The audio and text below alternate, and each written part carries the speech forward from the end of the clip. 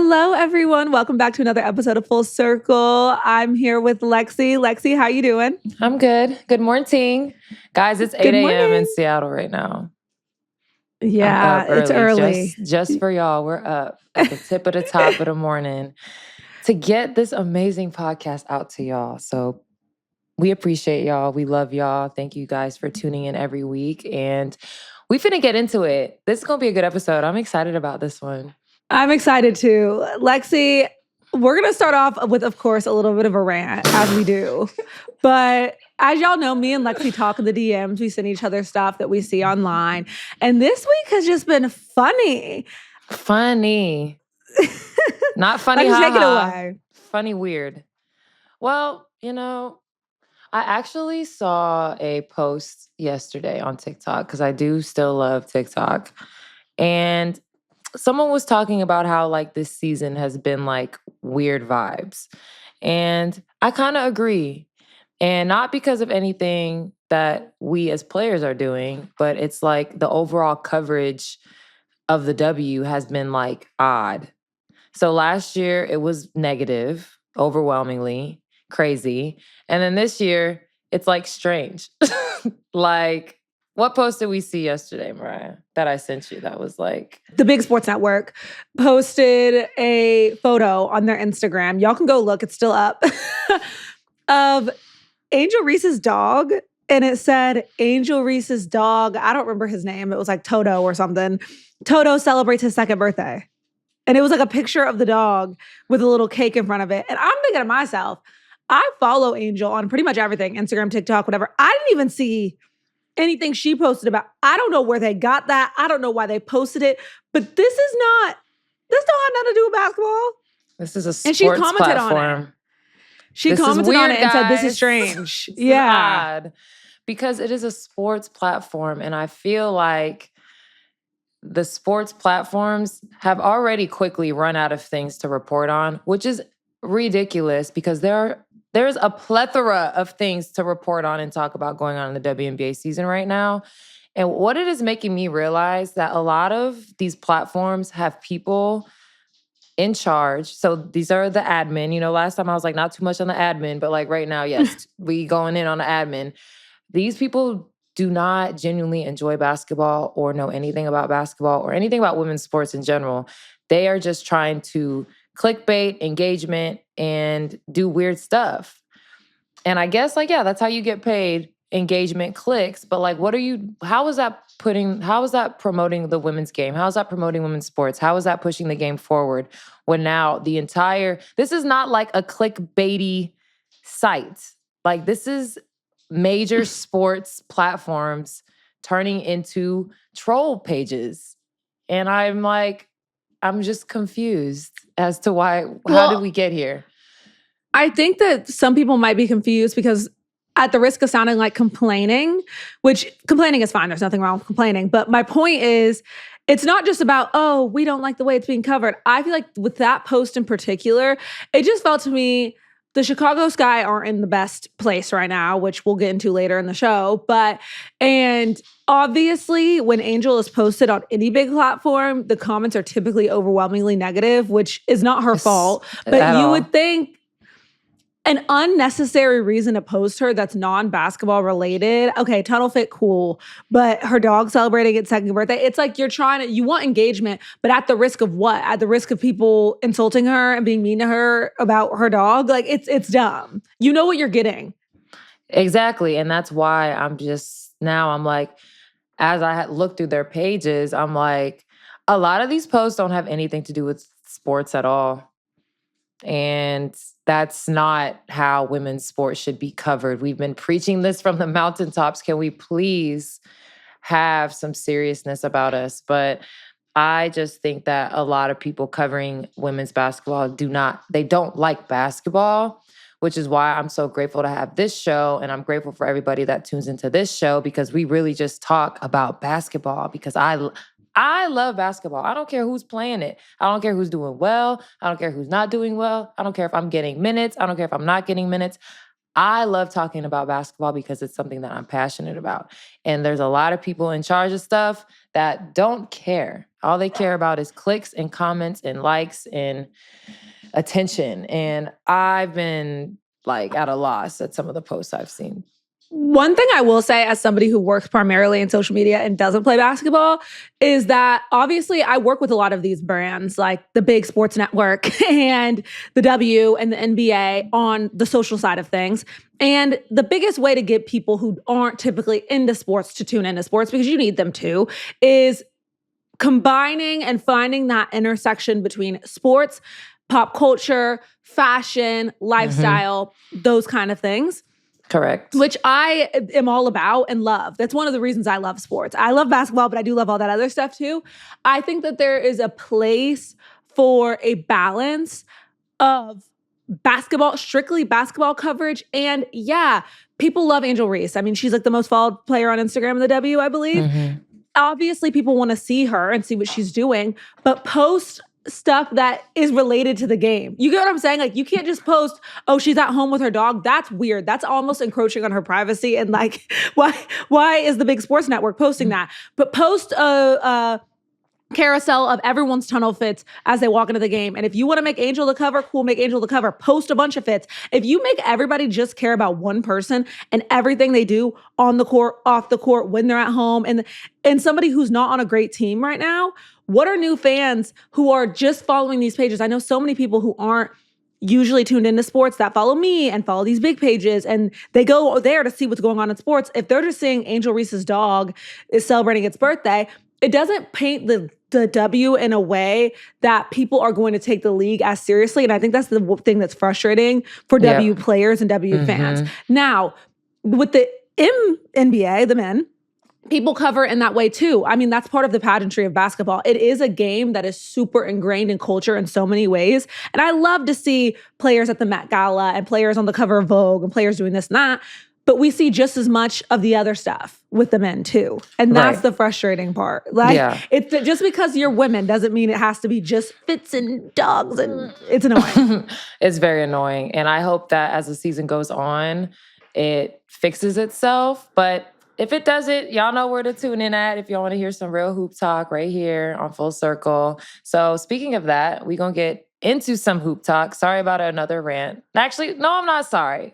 Don't be sorry. This is what it's here for. Our little mini rants. But we finna get into some basketball talk. And we're going to start with a little bit of Commissioner's Cup update. So Mariah, do you have an update for us? Yes. So we talked about what the Commissioner Cup is in our last episode. If you weren't tuned in, it's basically just the WNBA's in-season tournament. And the current top teams in Cup play are the Liberty and the Lynx. And this is really exciting because that could be a potential finals rematch in the Cup on July 1st. So tune in on July 1st. If you guys don't know about that already, have that marked off in your calendar. And it's great because the stakes are feeling really high early, which is exactly what Lexie spoke about last week. I'm curious, Lexie, from your perspective, can these games shift the MVP and the All-Star narratives right now in the W? Right now, I don't think so. Because right now, Fee is like light years ahead of everybody as far as MVP. And I'm very happy for her. She's playing at a really high level. And her team is also playing at a high level. So that is really what's putting her so much farther ahead than everybody else, that she's playing really well, and so is her team. As far as All-Star, I mean, I've always had my gripes about All-Star because we have only 44 games. So 15 games in, we start All-Star voting. Like, there's players that like might not even find their footing until like game like 23 or something. So really, you got to come out like really, really hot to get a nod for All-Star. I think I have an idea of who the majority of the All-Stars will be based on how people have been playing. I don't think there's going to be much of a shift. Like I said, there's not really like a huge commotion about the Commissioner's Cup still. Like, I was talking to one of my friends yesterday and he was like, I had no idea what the Commissioner's Cup was until I listened to y'all's episode. And I was like, okay, well, that's good. That means we're doing our job, but like also not good because he's someone that actually follows basketball in the WNBA. And he was like, I didn't know like all of these things that were going on within the Commissioner's Cup. So we actually play the Lynx tomorrow, and they are way above everybody in the West as far as point spread. So tomorrow's game for us is like super important if we want a chance to get to that final game. But right now they're like whooping everybody's ass as far as point differential. So we gotta either blow them out tomorrow or just simply win. But like a blowout win would definitely even the playing field for us quite a bit. I'm rooting for you, Lexie. I will say, number one, I just to shift gears just a tad, I forgot to say this at the top of the show. We're in our ranting era, but I do need to mention it now.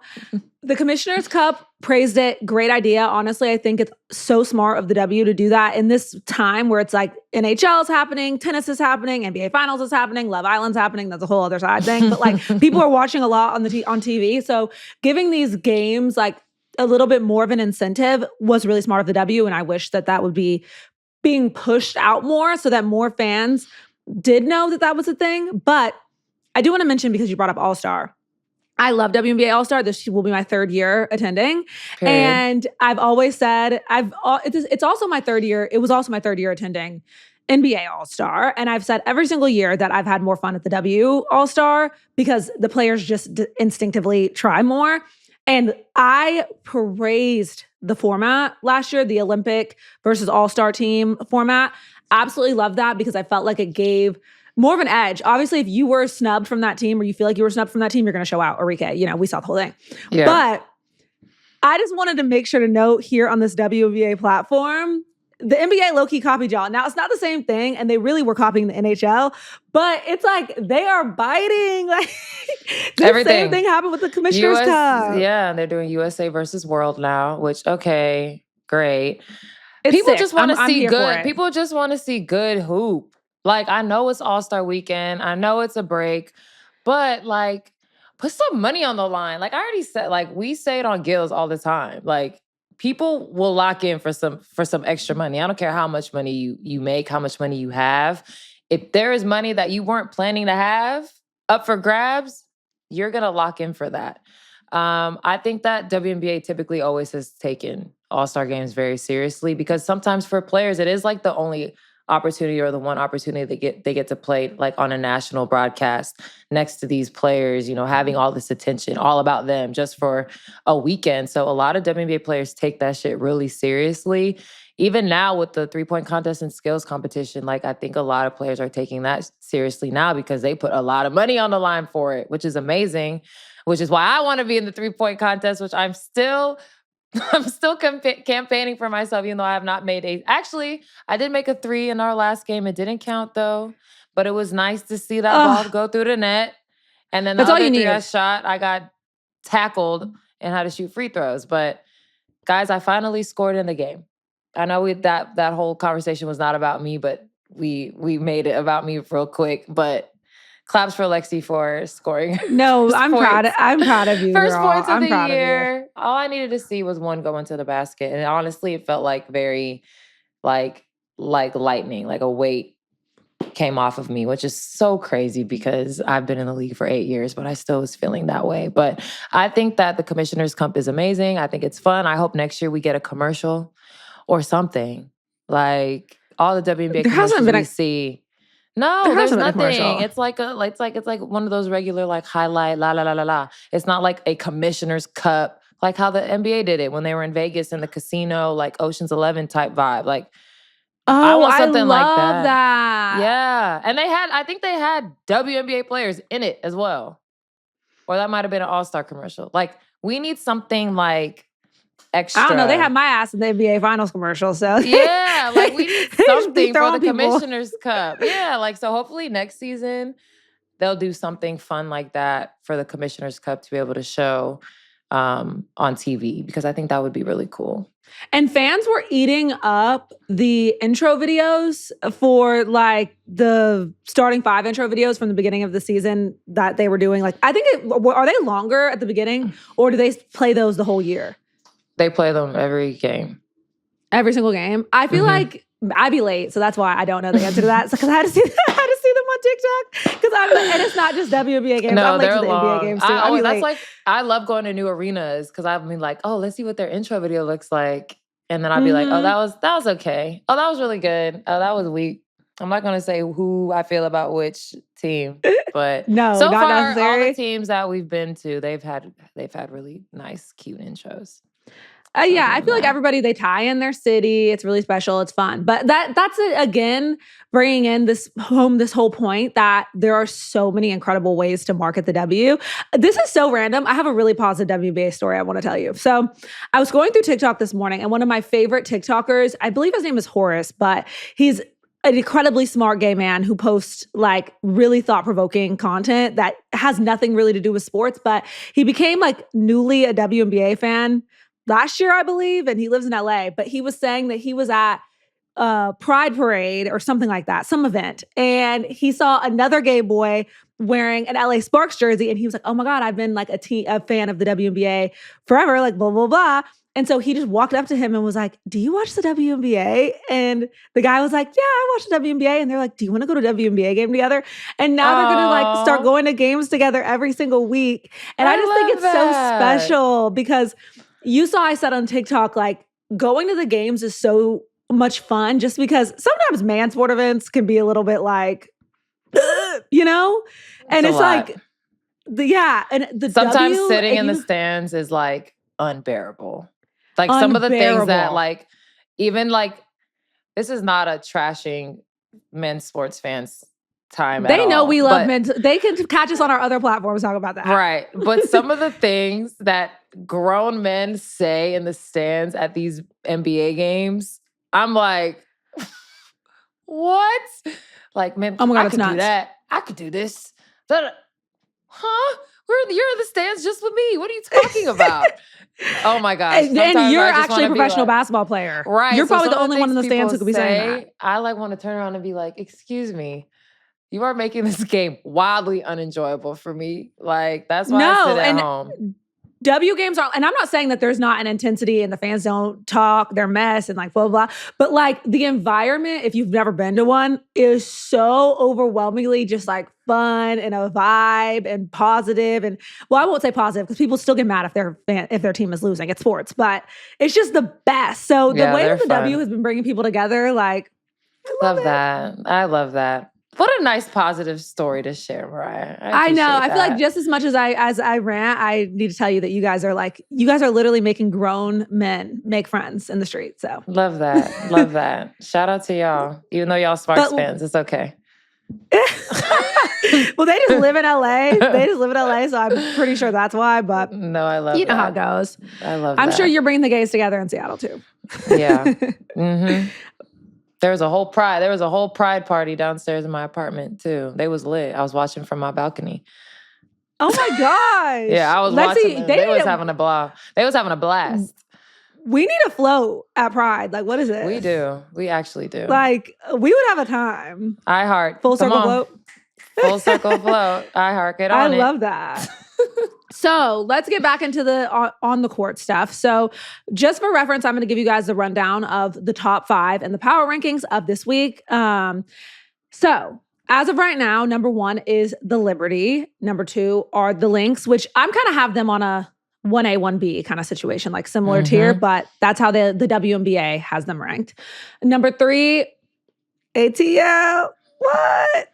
And then number 4, the Storm. And number 5, the Mercury. Some new WNBA awards have been released. Have concluded our first month. And so really exciting awards were given out. Lexie, we were going to give the people a little bit of a rundown, but just to announce who won the first one we're going to talk about, Rookie of the Month, Kiki Iriafen, who I met at the draft, lovely girl, USC, so proud of her, won Rookie of the Month. Sonia and Kiki have both scored in double figures in their first 10 games to start their careers. They are the first rookies to achieve that feat since Asia Wilson in 2018, and she is the first Rookie of the Month in Mystics history.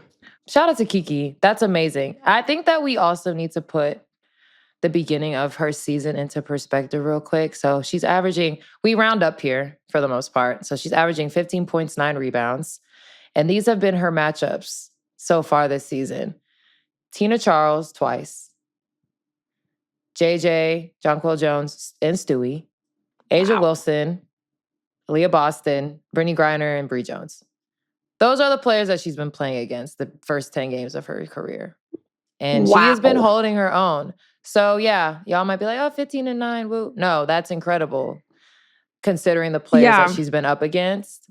So I will say, watching her at USC, you know, I wasn't sure how it was going to translate to the W because she was playing with Juju. So obviously she did her thing. Right. It wasn't her system. Yeah. She did her thing at Stanford, came to USC and kind of took a backseat to Juju. But obviously she's been putting that work in and she's been showing her versatility and her toughness. So I've been really impressed with Kiki. I think the combination of her and Sonia was two amazing picks by the Mystics. They're really buying into their future because both of them have started, I think, every single game. And then I also want to give a shout out to Brittany Sykes, who's averaging 20 points and 5 assists. And she's really taking on that veteran leadership role on that squad. And anybody that's watched Brittany Sykes plays knows that she's super competitive, wants to win always, will run through a wall for anybody and her teammates. And they're headed in the right direction. They're trending upward. So that's always a good thing. Their record might not show it, but they're definitely trending in the right direction. So shout out to the Mystics because... And I double-checked since you said that. And yes, she is the first Mystics player to win Rookie of the Month. And the first Mystics rookie to record 4 consecutive double-doubles. Period. And just the second rookie in WNBA history to achieve 4 double-doubles in her first 5 games. Wow. Shout out to Kiki, man. I think that this Rookie of the Year race is going to be, even though right now Kiki has now overtaken Paige as the favorite of Rookie of the Year because Paige has missed her last 4 games. I think there's going to be a few more rookies sprinkled into the mix. I want to give a shout out to Lexie Held, who plays for the Mercury. She currently is leading the rookie class in total points so far this season. We just played the Mercury a few days ago and she came in and she just looks really comfortable and has just been ready for her opportunity, her number to be called. She was a training camp contract player. She'd been playing overseas for a few seasons and, you know, you have 2 players like AT and Ka go down. You got to be ready to fill in some big shoes. And she stepped up to the plate the last 2 games, averaging 28 minutes per game. So I want to give a shout out to Lexie. Even though we got the same. Yeah. That's now 3 Lexies in the league. We got 3 Lexies in the league now, but she really has come in and made her mark. So I think if the Mercury can, you know, continue to win, she's definitely going to be in the conversation for Rookie of the Year as well, for sure. Yeah, I think new fans haven't gotten the opportunity to hear as many of these positive stories of players earning their spot, you know, and having a story like Lexie's where she went from, it feels so weird calling somebody else Lexie, but from a training camp contract to scoring her career high, which was 24, and the Mercury's went over the Valkyries is really special. So shout out to Lexie. Shout out to Lexie. Okay, next awards. Let's get into Player of the Month. So, Player of the Month, Alicia Gray from The Dream, ATL.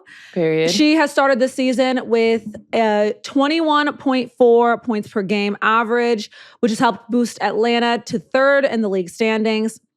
Jordan Canada is back, which we talked about last week a little bit, what they're going to look like when she comes back. She didn't have the best debut, didn't score in her debut. However, just coming back, so easing into things. Lexie, are the Dream looking like a dream team or what? What's happening? I think that they're still figuring out their cadence because you've now added a player in Jordan who is the point guard. So she's running the show. The team goes as she goes. She typically is not an outside shooter. So that kind of is going against everything that they've been doing up to this point. So finding the way to acclimate her style of play, which is more downhill to the basket, putting pressure on the rim, to the outside shooting that they've been living and also dying by this season. Speaking of Alicia, she most improved is such an interesting award in the W because so many elite players, their opportunities are there and then they're not, and then they're there and then they're not. So there's very rarely a situation where you see a top player make a huge leap, because usually that top player has had a consistent role and consistent numbers over time. So it's hard for top players to make huge leaps because they've just been consistently grinding it out. But the way Alicia has improved from last season to this season. I think it's like plus 6 or 7 points per game. She definitely is making a case for most improved. But then when you look at like, she's probably going to be an all-star. And you look at that and you're like, an all-star, like that can't be a most improved player. But like, I feel like anybody who makes a significant leap in their production should be in the conversation for most improved. And I think when you hear most improved, they're like, oh, she must have been really bad and now she's better. Like, no, it's all about production and opportunity. So I feel like they're still figuring things out, playing with the double post players.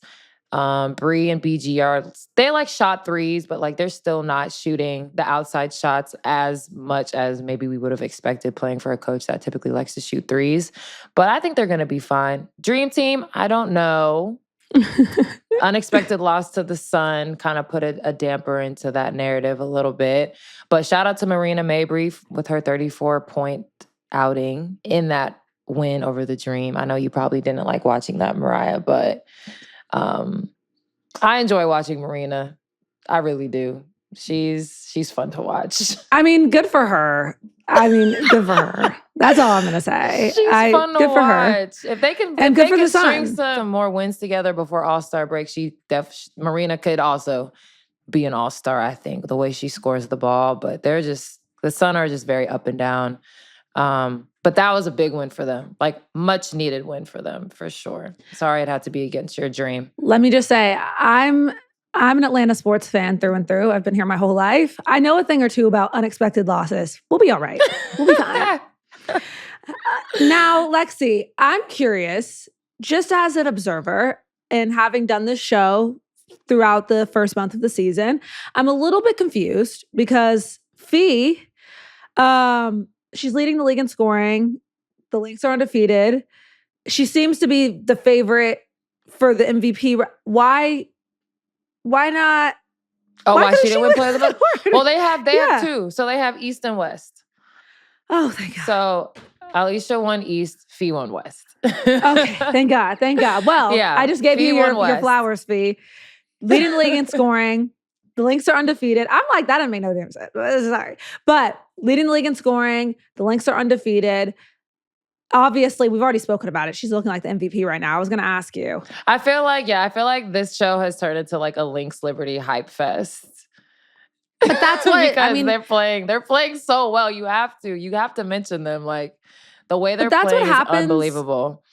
When you have a real basketball show covering basketball. You know what I'm saying? Yeah. Like they're the best teams right now. And so obviously that's going to get talked about. You see what happens when you talk about the teams that are reporting? Exactly. No, exactly. It's very easy to talk about them. So we're not going to get into Fee's MVP stats because we literally talk about how she's playing every week. So we're going to use this time to talk about the Lynx and then also transition into a little a Storm Lynx preview. Yes. Opportunity for me to give us a little Storm update, but also talk a little bit about the X's and O's of our upcoming game. So the Lynx, we played them in Minnesota and we lost 82-77. It was a very winnable game for us.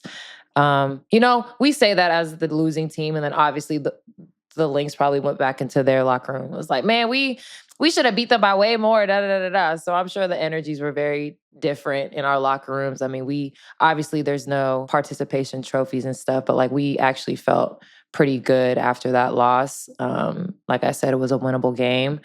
Kayla McBride has officially returned. Her first game back was against us. And since then, she is averaging, what is K-Mac averaging? I want to say like 17 or something, but let me double check real quick. While I'm looking at that, I will say that she is currently shooting 55% from the three-point line, averaging 3.4, 17 points per game. 55% from three, making 3.4 threes per game, which is insane.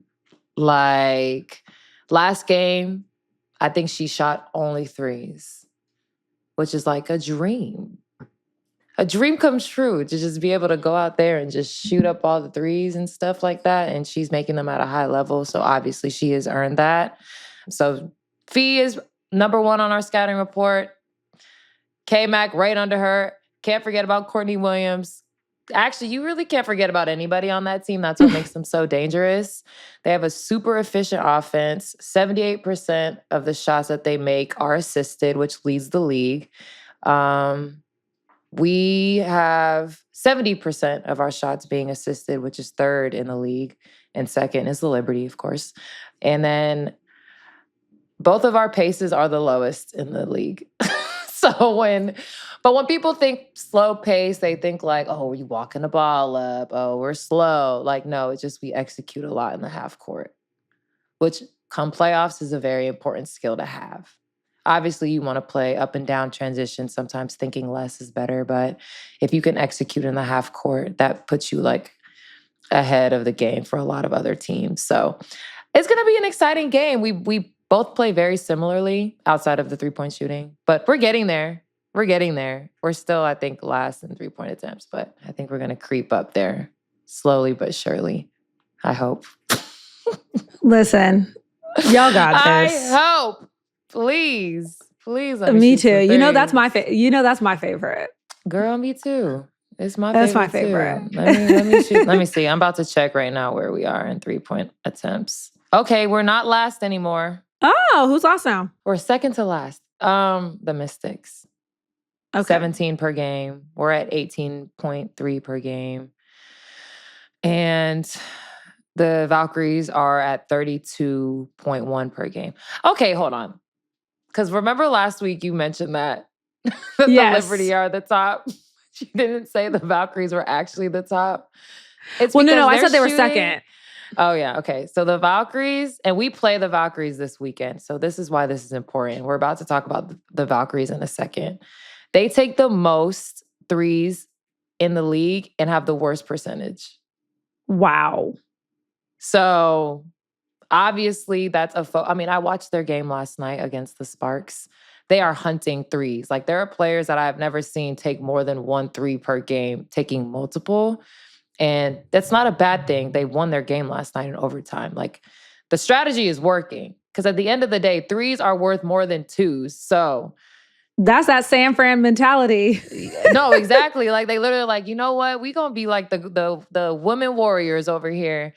And they're actually playing like pretty well despite shooting 27% from three. But that's crazy. So they only make about 8 per game. Well, 9 since we round up. And then New York takes 31 per game. Atlanta, 30 per game. So, and we're at 18. So putting that in perspective for our listeners. But we are shooting 37%, which is second. So that's important. I will credit Gabby Williams for that because she has been quality over quantity shooting. Yeah, she's been shooting her ass off these past few games. So shout out to Gabby for carrying the 3-point load for the Seattle Storm. But I'm ready when they need me, you know? Okay. We know. You got this. We got it. Okay, so we play tomorrow night, guys. Or, well, it will be tonight when this episode drops. I don't think it's on television. League Pass it up. If y'all don't have League Pass yet, get it. Maybe we'll gift one of our listeners League Pass if y'all don't have it. I love that. Leave a comment under our YouTube and we'll send y'all some monies for League Pass if y'all don't have it. Because I think that's important because I want everyone to have access to these WNBA games. So leave a comment. Moving on to the Valkyries. Let's talk a little bit about them. We haven't really talked much about them. So let's talk about them. I do want to we're going to move on to talk about a little bit of news going on around the W. But I do want to give the Valkyries a little bit of a shout out because they had their 4th sellout, 18,000 plus fans. They are selling out the arena, which is really, really special and really, really important. And I'm hoping that they're enjoying their fan base in this inaugural season. This is why expansion is so exciting because new cities getting to take in the W, see their opponents, see their team, become fans. It's really, really special. So shout out to them for that. Just wanted to give a little positivity. But Lexie, what are you seeing on the court? So like we just mentioned, they're shooting a lot of threes. It must be, I'm like, when I watch them play, it's been like very refreshing to watch a team just play really hard. Like, obviously, no one had much expectations for them, which I thought was odd because you have a team full of WNBA veterans, high-level players. You have champions on that team. You have a coach with championship experience. Why everybody immediately wrote them off was beyond me. I was talking to Skylar the other day about the Valkyries since we play them soon, and we were talking about like their fan base. Like I said that they're gonna win like a bunch of games off the strength of their home court advantage. Like that's a real thing. And Skylar had been on the Dallas expansion team, and Tulsa was an expansion team. So she'd been on 2 expansion teams. And she was like, yeah, you go in and like no one thinks like y'all gonna do anything because it's an expansion team. And she said like she was on teams that made playoffs that probably shouldn't have, because you have this like freedom, and like you should always have expectations for yourself and for your team. But sometimes it's okay to just be like, let's just vibe and play hard. And I think that the Valkyries are still finding their identity. Obviously, shooting threes is one of their identities, but also like they play hard as shit. Like, and you assume like, oh yeah, you guys all should play really hard. Like we do, but like they play like really, really hard. And it's been like really fun to watch them play. I love watching their games on TV when they're at home. Their crowd is incredible. And they're 4-5 right now. So like they're doing pretty well considering how many new players they have, new city, new coach, new everything. But they have everything in place. You know, they have a facility, they have an amazing coaching staff. Like they have everything in place for them to be successful. And then you have a group of players that got out the mud, been waiting for their opportunities, and they're just taking full advantage of it. So I want to shout out Kayla Thornton and Veronica Burton for, you know, stepping into those leadership veteran roles. You know, Kayla just won a championship with the Liberty, so she knows what it's like to win a championship. And I got to know Veronica because she came and played in Athletes Unlimited 2 seasons ago. And she was tough. And I was just like, I can't wait for her to get her opportunity in the league. You know, she's a great defender. She's a great person. She's a great leader. And she's just getting her opportunity as well. So I want to shout out those 2 because if you look at their, you know, stats, Kayla Thornton was a dog in Dallas, don't get me wrong. But when she was in New York, she played a role to help them win a championship. And Veronica Burton just hadn't had her opportunity to show what type of player she could be in the W. So I'm so happy when players get opportunities like that. Their last game, they just won in LA, an overtime win. But we gonna talk about the game before that, which was a 95-68 victory over the Aces, which was on ABC, I believe. So that was a huge win. Did you watch that game? No. By any chance? Oh, because I was tuned in. Because I was just, what is going on? Yeah. Like, that was belt to ass if I've ever seen it. Like, yeah, they came in on some different energy that game for sure. And so did the crowd. Like, it was lit in there. Like, even when they were up by a lot, like the crowd did not ease up at all that entire game. And I love like, that. Yeah. That sucks for the opposing team, but it was like you look at the score and you're like, that must have been a bad game to watch. But like sometimes when a team is like clicking on all cylinders like that, even if they're up by a lot of points, it's still a really enjoyable game to watch. And I'm not happy that, you know, the Aces lost or anything like that. I always love watching good basketball. And you look at the score and you're probably like, that wasn't good basketball. That wasn't good hoop. But like when you see a team just vibing and everyone's smiling and shots are going in that usually don't go in, like those are fun games to watch. Yeah. And that's what the Valkyries Aces game looked like to me. I don't know if anybody else will agree or not, but that's really what it looked confused. Like to me. Really, really confused. Yeah. I saw Asia's quote. Well, I watched her because I was like, no way she said that. And then I watched it, but where she's like, we played like shit. But I'm curious, Lexie, watching, obviously very exciting for the Valkyries, but what are you seeing with the Aces? Mm-hmm. Well, from what I said last time we talked about the Aces is Becky is going to her bench very early. And we typically have not seen that from a Vegas team. She really usually goes like 6, 7 deep, maybe. So I think that's something that's getting used to, is finding a rotation, because this league is so talented. Like, you have to use your bench players. It's a long season. You don't want to run your starters into the ground. It's important to find a rotation. So I think that's something that they're dealing with. Jewel, being a new player who has been a premier scorer in this league for so many years, sliding into a role that she's new to. When she was in Seattle, new players would come and then they would find their role around her. This is her first time trying to have to find her role around solidified superstars in this league. So that's a process as well. And then, like I said before, like, Plum, like, people can say whatever they want about Kelsey Plum and how she left and I want to get out of here, but like, you cannot take away what she brings to the table as a player, and we're seeing her do it in Los Angeles right now. She can handle the ball. She's a 3-level scorer, 3-point threat. She can finish at the rim. She makes free throws. She can pass when she feels like it. Like, that's a player that left a gaping hole in the Aces offense. And I think they're just figuring out how to fill it. But I think also in women's sports, I just feel like every time a player like leaves, it's like the horrible, awful breakup. Like, everyone just kind of dwells on it. Like, oh, we just have this Kelsey Plum-sized hole. How are we going to fill it? Like, no, we don't have a Kelsey Plum-sized hole. You now have a Jewel Lloyd. So figure out how to use your new piece. Like I said, Rubik's Cube. Rubik's Cube. In that game on Saturday, they were outscored by the Valkyries 34-15 in the second quarter. Yeah, like it was like wow. a crazy game to watch. And Kayla Thorin had 22 and 11 that game. Veronica Burren had 14 points, 12 assists, 7 rebounds. I thought she was going to get a triple-double, but she wasn't able to make that happen. But she was very close, 3 rebounds away.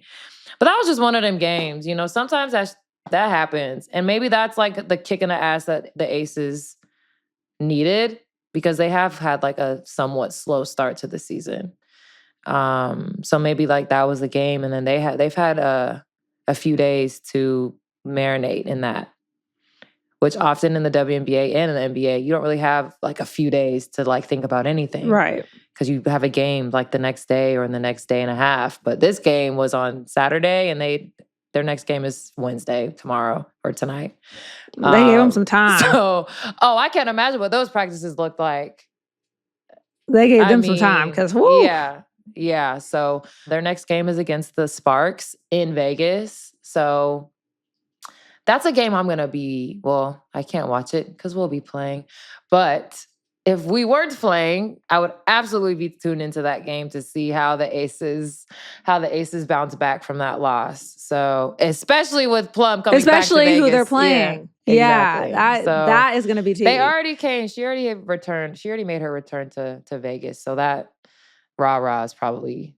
No, it's not. Because every time we went back to Vegas with Liz, and every time we went back to Vegas with De'Erica, it was always like, it was nuts. Yeah. And they have a crazy fan base. Like, not in a horrible, awful way, but it was still like, you could feel that energy. Like, you left us. Right. How dare you? Right. Well, getting into some other news, Chicago took a major hit this weekend. Franchise legend and starting point guard Courtney Vandersloot went down with a knee injury in Chicago's 79-52 loss on Saturday to the Fever and immediately looked to be in immense pain. We have since found out that she suffered from a torn ACL and will miss the remainder of the season. Slooty. I hate that for her. I really do. Especially her being able to come back to Chicago and play in front of her fans that she knows so well and loves so much, and they love her back. Seeing that happen was heartbreaking. I didn't see it happen. My parents actually saw it, and they like actually texted me, and they're like, "Oh my gosh, Sloot like hurt herself bad." And I was like, I was praying hard that it wasn't an ACL, but when we got that news dropped, my heart dropped for her. So it was like 5 minutes into the game. That's so crazy. It's so sad. Just the injuries this season have been very tough. Like, I feel like there's so many injured players right now, and I hate that. And there's no way, there's nothing to blame to like freak injuries. Like, there's no way. It's a part of sports. Them. Yeah. So I mean, we're going to send positive and healing energy to all the players that are injured right now, but absolutely to Sloot, because tearing your knee at this point in your career, like, is definitely something that you hate. I mean, you hate it at any point in your career, but this is definitely her, victory lap type part of her career. So for it to get interrupted with an ACL tear, it is really heartbreaking. So sending prayers to Sloot. But on the flip side, finding kind of a positive moment in Sloot's life is Allie Quigley, her wife, actually officially announced her retirement today. Oh. So, sending prayers to Slooty, but also congratulations to Allie, having an amazing career. I was blessed to be able to be teammates with both of them when I was with the Chicago Sky, and I learned so much from both of them. Sloot has such an incredible basketball mind, and just the way Allie is another player who really got it out the mud as well, earned her way to being one of the best players in the WNBA, one of the best players in Chicago Sky history, and I was able to win a championship with them. So I love y'all. I know y'all probably won't even hear this, but if you happen to, I love y'all. Wishing you well, Slooty, and congrats, Allie, on an amazing career. So grateful to be part of both of y'all's journeys. It looks like Haley Van Lith she did in that game, but is stepping into that starting point guard role. I'm telling you, opportunities, y'all. Earlier than expected. They come quickly. So like anybody listening, if whatever role you're in at your job, if you're on a team and you don't think that you're ever going to get your chance or your opportunity, you never know what's going to happen. Stay ready. When something happens, you gotta be ready. Not only physically, but also mentally. The mental part is the hardest thing. And I think that's just the thing that I have conquered as a professional athlete, is the mental side of it. And it took a long time. And I finally am at a great place mentally where I can deal with the ups and downs of life, the ups and downs of sports. But this applies to any situation, not just being a professional athlete, but what does it say? When preparation meets opportunity, success is when preparation meets opportunity. Yeah. So there's a little gem for y'all today. Gems with Lex. Oh, that's trademarking that. So leading into this week, as we close out, I just want to leave the people with some things to watch, games to watch. I know I'm definitely going to be paying attention to Dream versus Fever. Obviously, Caitlin Clark will not be returning. I wanted to make sure I mentioned that to the audience. The Lynx coming to visit you, Lexie, which I'm really excited about. Excited to see if Vegas bounces back from that ass whooping they got this weekend. Yeah. Lexie, what are you watching and who do you want to give your flowers to? Obviously, I said I wish I could watch that Sparks and Aces game. Honestly, hopefully we can be the first team to make the Lynx not an undefeated team anymore. But then I'm also looking at whatever team could make to give the Liberty their first loss as well. So looking forward to that. I don't know what the longest undefeated streak in the WNBA is. We probably need to look that up. We will report back to you next week what that is. But I'm looking at who can give these undefeated teams their first L's. Hopefully it's us. And we will, by next week, we'll have that answer. And then for my flowers, I'm giving my flowers to Aari McDonald, my girl. One of the most amazing teammates I've ever had. And for her to get waived from a team that she probably thought she was going to be on for this season. And for her, again, being ready, staying ready for her opportunity, get picked up by the Fever, and providing the exact spark and energy that they needed while they were dealing with injuries and stuff like that.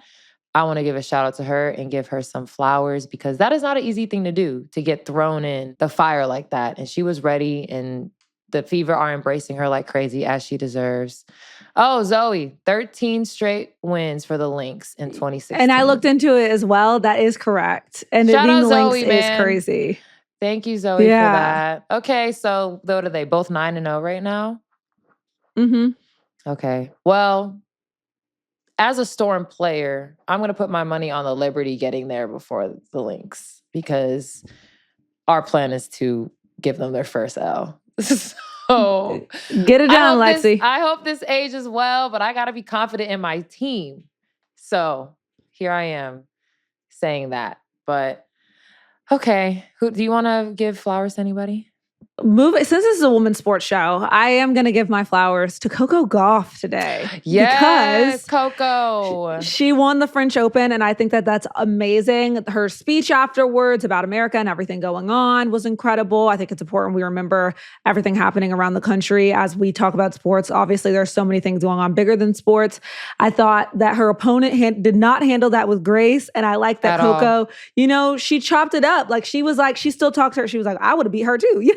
I'd have beat anybody, no matter who I would have played. So, okay. Right. Period. So congratulations to her, standing tall in her success. I'm a huge fan, and I love tennis. I love me some Coco Gauff.